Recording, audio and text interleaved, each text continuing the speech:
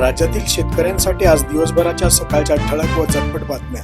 शेतकऱ्यांसाठी आज मंत्रिमंडळ बैठकीमध्ये 5 महत्त्वपूर्ण निर्णय घेण्यात आले। त्यामुळे व्हिडिओला पूर्ण बघा, कुठेही स्किप करू नका। ढगफुटी, पूर्णा तालुक्यात हाहाकार, पूर्णा नांदेड महामार्ग ठप्प, वसमत मार्गही बंद, अनेक गावांचा संपर्क तुटला। प्रशासनाचा सतर्कतेचा इशारा। अशा परिस्थितीमध्ये प्रशासनाने नागरिकांना अनावश्यक प्रवास टाळण्याचे आवाहन केले आहे। पूरग्रस्त भागात कोणीही धाडसाने जाण्याचा प्रयत्न करू नये, सुरक्षित ठिकाणी राहावे असा इशारा देण्यात आला आहे। 75 लाख महिलांच्या खात्यात जमा झाले प्रत्येकी 10,000। बिहारमध्ये मुख्यमंत्री महिला रोजगार योजनेचे उद्घाटन। राजधानी मित्र पक्षांच्या हाती पुन्हा सत्ता न देण्याचे पंतप्रधान नरेंद्र मोदी यांचे आवाहन। जीएसटीचा उलटा फेरा, वह्या पुस्तके महागणार। सांगली जिल्ह्याला पावसाने झोडपले, जिकडे तिकडे हाहाकार, नद्यांना पूर। राज्यातील साखर कारखानदारांना कर्ज थकबाकीची हमी सरकारने घेतली, त्याच धर्तीवर पूरग्रस्त भागातील शेतकऱ्यांच्या कर्जाची हमी घेऊन त्यांना कर्जमुक्त करावे अशी मागणी उद्धव सेनेचे पक्षप्रमुख उद्धव ठाकरे यांनी शनिवारी पत्रकार परिषदेत केली। यावेळेची आपत्ती ही भयानक आणि भीषण आहे। जणू काही आभाळ फाटलं, अनेकांच्या जमिनी खरडून गेलेल्या आहेत, पिकं तर उद्ध्वस्त झालीच, घरदारं वाहून गेलेली आहेत, अख्खं आयुष्य त्यांचं वाहून गेलेलं आहे। त्यांच्या डोक्यावरती कर्जाचं ओझं आहे। आणि तुम्ही जशी आमची कर्जमाफी केली तशी आता कर्जमाफी या सरकारला करायला भाग पडा, हे ते आवर्जून आणि असे आक्रोश करून सांगत होते। आता हीच खरी वेळ आहे की या शेतकऱ्याला या कर्जाच्या डोंगरातून आणि या संकटातून बाहेर काढायला पाहिजे। जी काही मदत जाहीर केली या सरकारने ती खूपच तुटपुंजीला, शेत जमीनच खरडून गेलेली आहे। आजूबाजूनी वाहणाऱ्या नद्यांचं पाणी हे त्या शेतामध्ये घुसलं आणि अख्खं म्हणजे जमीन खरडून ज्याला गेली म्हणतात, तो शब्द तिथे गेल्यानंतर कळतं नेमकं काय आहे।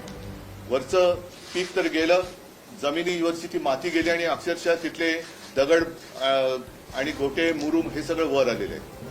ही जमीन सावरायची झाली, परत जर का पीक घेण्यायोग्य करायची झाली तर किमान 3 ते 5 वर्ष लागतील असं शेतकऱ्यांनी मला सांगितलं।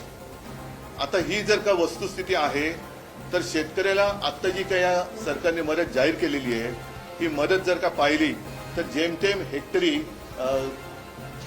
मदत किती होते,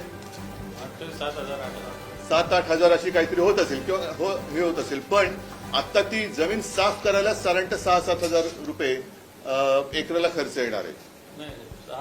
5 लाख खर्च आता साफसूफ करायला, मी साफसूफ करायला म्हणतोय। त्याच्यानंतर मग त्याची माती टाकायची आणि ती कसण्यायोग्य करायची, याला खूप मेहनत लागणार, पैसे लागणार आणि त्याच्यानंतर तो शेतकरी पुन्हा एकदा पीक काढायला लागेल। पण आता जे शेतकऱ्याच्या डोक्यावरती कर्ज आहे तो शेतकरी कर्ज फेडणार कसा? ज्या विद्यार्थ्यांची, ज्या मुलाबाळांची पुस्तकं वह्या वाहून गेलेली आहेत, मग त्यांच्या मुलाची जी काही वह्या पुस्तकं वाहून गेलेली आहेत ती पुस्तकं सुद्धा कशी घ्यायची या चिंतेमध्ये आहे। आणि की गेल्या 2-3 वर्षातली जवळपास 14,000 कोटी रुपयाची जाहीर केलेली मदत अजूनही शेतकऱ्यापर्यंत पोहोचलेली नाही। त्याच्यानंतर 2017च्या कर्जमाफीची अजूनही प्रतीक्षा आहे। आणि म्हणून आमची मागणी अशी आहे की या शेतकऱ्याला सरसकट कर्ज मुक्त केलं पाहिजे। आणि त्याचबरोबरीने ज्याप्रमाणे पंजाबमध्ये मी ऐकलं की तिथे हेक्टरी 50,000 रुपये हे शेतकऱ्याला त्यांनी कालबद्ध कार्यक्रम ठरवून जाहीर केलेले आहेत, याला म्हणतात सरकार। आज केवळ महाराष्ट्रामध्ये निवडणुका नाही आहेत म्हणून पंतप्रधान इथे येत नाहीयेत का?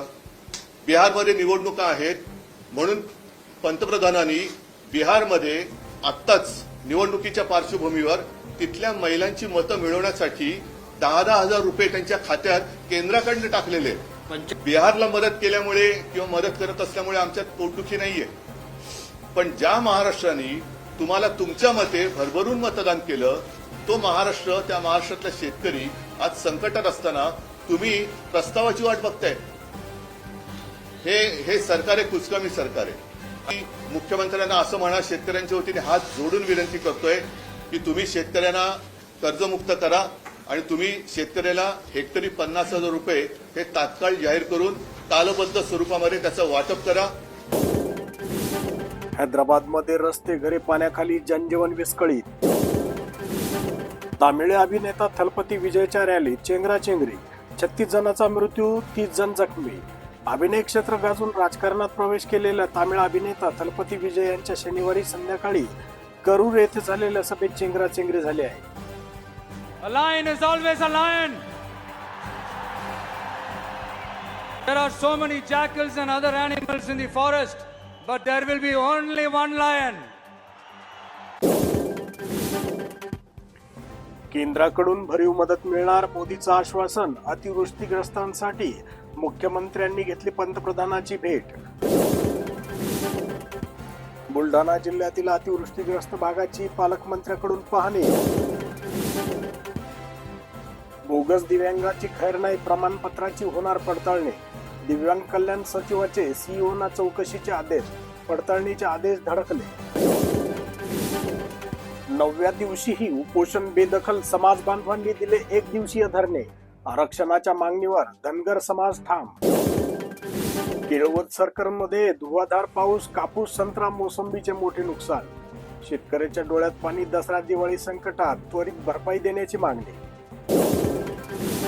हातातील पीक गेले वाया, साहेब पोट भरायचे तरी कसे. अतिवृष्टीने महापुरातील 84 गावे बाधित. दहिवेल बाजारपेठेत कडकडीत बंद, जयेश वळवीच्या मारेकऱ्यांवर कठोर कारवाईची मागणी. घटनेच्या निषेधार्थ मूक मोर्चा, गावामध्ये पोलिसांतर्फे चोख बंदोबस्त. अतिवृष्टी बाधित शेतकऱ्यांशी आवताडे यांनी साधला संवाद. मारापूर येथील अतिवृष्टी बाधित शेतकऱ्यांच्या पिकाची पाहणी करताना आमदार समाधान आवताडे, कृषी अधिकारी मनीषा मिसाळ, कृषी सहाय्यक प्रशांत काटे आणि विनायक यादव. शेतकऱ्यांचे कष्ट अतिवृष्टीने वाहून गेले, जिल्हाभरात ओल्या दुष्काळाची छाया. खरीप हंगामाचे प्रचंड नुकसान, ओला दुष्काळ जाहीर करण्याची शेतकरी, ग्रामस्थ आणि लोकप्रतिनिधींकडून मागणी. लाडक्या बहिणींनो ई-केवायसी करा, अन्यथा 1,500 विसरा. 2 महिन्याचा वेळ दिलाय. आधार कार्ड मोबाईल सोबत ठेवा, लाभार्थीची पडताळणी. एसटी प्रवर्गात समावेशासाठी जिल्हाभरात धनगर समाजाकडून धरणे आंदोलन. 4.5 लाख हेक्टर पिके पाण्यात, 3200 कोटीचे सोयाबीन स्वाहा. उडीद, मूग, तुरीसह ऊसाचेही मोठे नुकसान. संकटाचे ढग पुन्हा जमले, 3 दिवस मुसळधाराचा इशारा. MPSC परीक्षा पुढे ढकलली, 28 सप्टेंबर ऐवजी आता 9 नोव्हेंबरला होणार परीक्षा. आमदार कुचे यांनी कामचुकार अधिकाऱ्यांना घेतले फैलावर. गैरहजर कर्मचाऱ्यांची मागवली माहिती, झाडाझडतीत विविध विभागात जाऊन घेतला आढावा. सोयाबीनचं चिखल झालंय, शेतातील माती गेली खरडून. मांडेगावचा अक्षय मिरगणे, स्वप्न वाहून गेल्याने पुरता कोलमडला. सरसकट पंचनामे होत नसल्याने तक्रारी, अखेर बाधित शेतकरी वंचित राहण्याची भीती. पंढरपूर तालुका ठराविक शेतकऱ्याची तोंडे बघून पंचनामे होत असल्याचा ठपका. केराळे, बुद्रुक व मस्कावत सीम येथील केळी बागांचे मोठे नुकसान. वादळी पावसासह वीज कोसळल्याने 2 शेतकऱ्यांना मोठा आर्थिक फटका. विभागीय कृषी सहसंचालक थेट शेतकऱ्याच्या बांधावर. शेतकऱ्यांच्या प्रश्नावर अधिकारी झाले निरुत्तर. एकही शेतकरी मदतीपासून वंचित राहणार नाही, महसूल मंत्री चंद्रशेखर बावनकुळे यांनी दिलं आश्वासन. पूरग्रस्तांना 10 किलो गहू आणि तांदूळ, जनावरांसाठी दररोज 100 मेट्रिक टन चारा. शेतकरी जगला पाहिजे, हेक्टरी 50,000 रुपये द्या, पत्रकार परिषदेत जयंत पाटील यांची मागणी. भाजप प्रदेशाध्यक्षांच्या वाहनाच्या दिशेने सोयाबीन भिरकावले, ताफा अडवण्याचा प्रयत्न केलाय. पंचवटी चौकात भाजप आणि काँग्रेस कार्यकर्ते आमने सामने, शेतकरी कर्जमाफी करण्याची मागणी. शक्तीपीठ कुंभमेळ्यासाठी पैसा, मदतीला कंजूसी का, खासदार रवींद्र चव्हाण यांचा सवाल. नुकसानीची केली पाहणी.